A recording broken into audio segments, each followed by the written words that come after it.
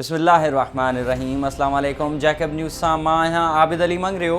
पेश आहिनि हिन वक़्त जूं हेडलाइन। ठुल में हथियारबंदनि जी फायरिंग में ASI शहीद। ठुल थाणे ते मुक़रर ASI अब्दुर्रज़ाक गोलो ॾोहारनि जे ॻुझे इतला मिलण ते संदसि पीछो कयो त हथियारबंदनि संदसि मथां फायरिंग करे ॾिनी, जंहिंजे नतीजे में ASI सख़्तु ज़ख़्मी थी पियो, जंहिं तालका अस्पताल ठुल में ज़ख़्मनि जी सट न सहंदे दमधणी हवाले कयो। ASI जी शहादत वारी इतला ते SSP मोहम्मद तारिक नवाज़ पुलिस अटाला साण करे ठुल पहुची वियो। शहीद पुलिस ऑफिसर जे वारिसनि सां मुलाक़ात। SSP शहीद पुलिस ऑफिसर जे वारिसनि खे यकीन ॾियारींदे चयो त ASI जी शहादत ते ख़ामोश न वेंदासूं। ॾोहारनि जा ठिकाणा तबाह करे खेनि गिरफ़्तार करे कानून जे कटहरे में आंदो वेंदो। होॾां पुलिस अटालनि शक जी बुनियाद ते ॻोठ हाजी उमर कंडराणी ते चढ़ाई करे 15 खां वधीक शकी जवाबदारनि खे गिरफ़्तार करे अणसुञातल हंध मुंतकिल करे छॾियो आहे। ॿिए पासे शहीद पुलिस ऑफिसर अब्दुर्रज़ाक गोलो जी जनाज़ा नमाज़ पुलिस हेडक्वार्टर में अदा कई वई, जंहिंमें SSP Mohammad Tariq Nawaz, DSR rangers Mumtaz, CEO Jacob news Mohammad Aslam गोलो, DSP headquarters Shahzaman Baig Dahar, DSP Abdul Majeed अबलो समेत शहरनि ऐं पुलिस ऑफिसर्स वॾे अंग में शिरकत कई। शहीद ASI अब्दुर्रज़ाक गोलो खे संदसि अबाणे कब्रिस्तान में सरकारी एज़ाज़ सां मिटी माओ हवाले कयो वियो।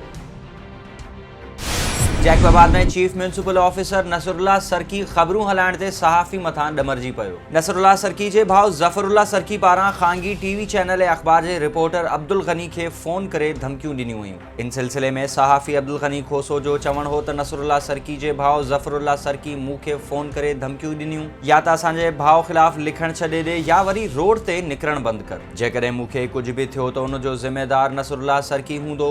SSP खां घुर थो करियां त नोटिस वठी संदसि ख़िलाफ़ कार्रवाई कई वञे।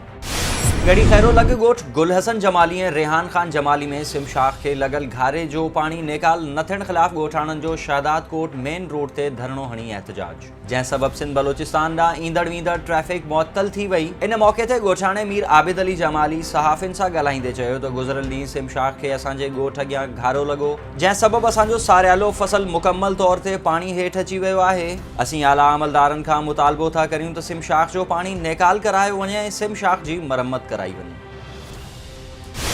जैकबाबाद में शहबाजपुर कॉलोनी वासियुनि जो अणएलानियल डिघी लोड शेडिंग ऐं गुज़िरियल केतिरे ई अरसे खां सड़ियल ट्रांसफार्मर तब्दील न थियण ख़िलाफ़ इलाइक़े वासियुनि पारां रियाज़ अहमद खोसो, अल्लाह रखियो बंगलाणी, शाहनवाज़ खोसो ऐं ॿियनि जी अॻवानी में क़ौमी शाहराह ते बोलान वटि टायरनि खे बाहियूं ॾेई रोड ब्लॉक कयो वियो ऐं सेप्को ख़िलाफ़ सख़्तु नारेबाज़ी कई वई। इन मौक़े ते इलाइक़े वासियुनि जो चवणु हो त गुज़िरियल केतिरे ई अरसे खां असांजो ट्रांसफार्मर सड़ियल आहे, पर सेप्को अमलदार ट्रांसफार्मर तब्दील न करे रहिया आहिनि, जंहिं सबबि असीं गर्मी में परेशान आहियूं। जल्द ट्रांसफार्मर तब्दील करायो वञे।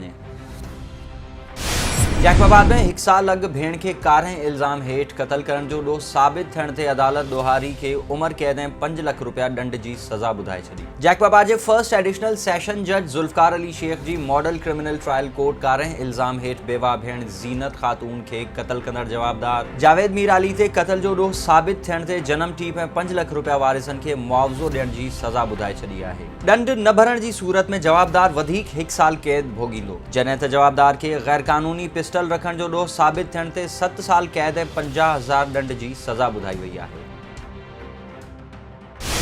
सिंध बलोचिस्तान खे मिलाईंदड़ क़ौमी शाहराह ते हब नदी मथां ठहियल पुल जे किरण जो ख़तरो वधी वियो। सोशल मीडिया ते वीडियो वायरल। पुल तां गुज़रंदड़ हिकु शहरी पारां पुल जी ख़तरनाक हालत बाबति वीडियो ठाहे समाजी राब्तनि वारी वेबसाइट ते अपलोड कई वई, जंहिं बाद बलोचिस्तान हुकूमत इन बाबति नोटिस वठी छॾियो आहे। बलोचिस्तान हुकूमत जे तर्जुमान लियाकत शाहवानी जो चवणु आहे त पुल नेशनल हाईवे अथॉरिटी ठाही आहे, मरम्मत बि उन इदारे जी ज़िम्मेवारी आहे। पुल जी हिन ॻणती जोगी हालत बाबति 2 भेरा NHA खे ख़त लिखियो वियो आहे। ज़िला इंतज़ामिया खे हिदायत कई वई आहे त पुल मथां गैर ज़रूरी अच वञ ऐं घणी ट्रैफ़िक खे रोकियो वञे।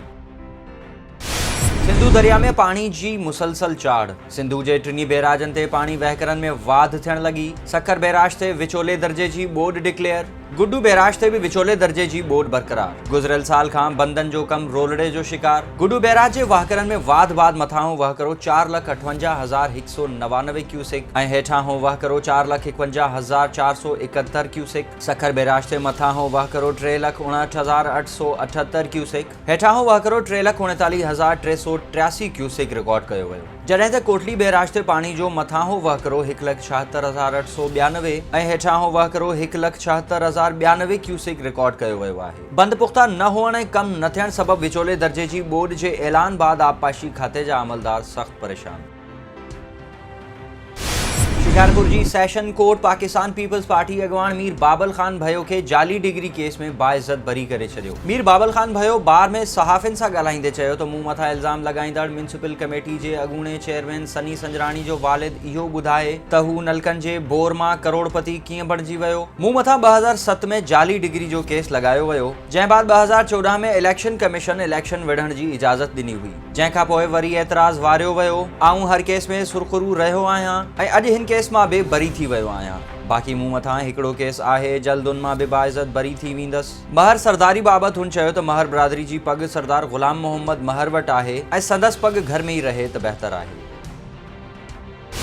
सुल्तानकोट भरिसां हमायूं थाणे जी हद ॻोठ हासी में माड़ी भरिसां लिंक रोड ते 3 अणसुञातल हथियारबंदनि पारां मोटरसाइकिल फुर करण जी कोशिश। मज़ामत ते 2 ॼणा सख़्त ज़ख़्मी। ज़ख़्मियुनि में रफ़ीक बुखेजो ऐं अब्दुल वहाब बुखेजो शामिल आहिनि, जिन खे अस्पताल मुंतक़िल कयो वियो, जॾहिं त हथियारबंद फ़रार थी विया आहिनि।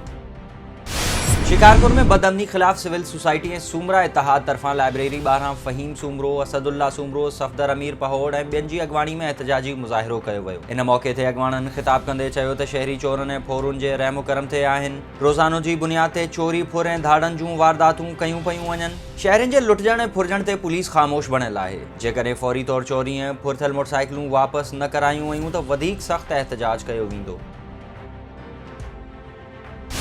खानगढ़ में सरदारी पग लाइ छिकताण शिद्दत इख्तियार करे वई। मोहम्मद बख्श महर खां पग वठी अली गौहर महर खे पाराइण लाइ गौहर पैलेस ते सुभाणे कोठायल कठ जूं तयारियूं आख़िरी मरहले में दाख़िल। कठ में शिरकत लाइ महर बिरादरी जे 84 मुख़्तलिफ़ पाड़नि जे चङनि मुड़सनि खे दावतनामा उमाणिया विया। अली गौहर खान महर प्रेस कॉन्फ्रेंस कंदे चयो त मोहम्मद बख्श महर खे राज सुञाणे बि कोन थो। हू ज़बरदस्ती माण्हुनि खां हिमायत वठण जी कोशिश करे रहियो आहे। सरदारी पग राज जी अमानत हूंदी आहे ऐं मूंखे राजभाग जी हिमायत हासिल आहे। सुभाणे कठ में फ़ैसिलो थींदो त सरदारी पग जो हक़दार केरु आहे। सुभाणे बिरादरी जो पुरअमन मेड़ाको आहे, ॿियो कुझु बि नाहे। समझ में नथो अचे त सुभाणे वारे कठ खे रोकण लाइ 3 ज़िलनि जी पुलिस खे छो घुरायो वियो आहे। ही को पीटीआई जो जलसो नाहे। कठ खे सियासी न सम्झो वञे। जेकॾहिं ज़रूरत पई त वफ़ाक़ खां मदद वरिती वेंदी। मोहम्मद बख्श महर हरू भरू मुदाख़लत करे रहियो आहे। हुन चयो त सरदारी पग जो हक़दार मां आहियां। बिरादरी बि फ़ैसिलो ॾेई छॾियो आहे। घोटकी जी अवाम जो मूं ते एतमाद आहे।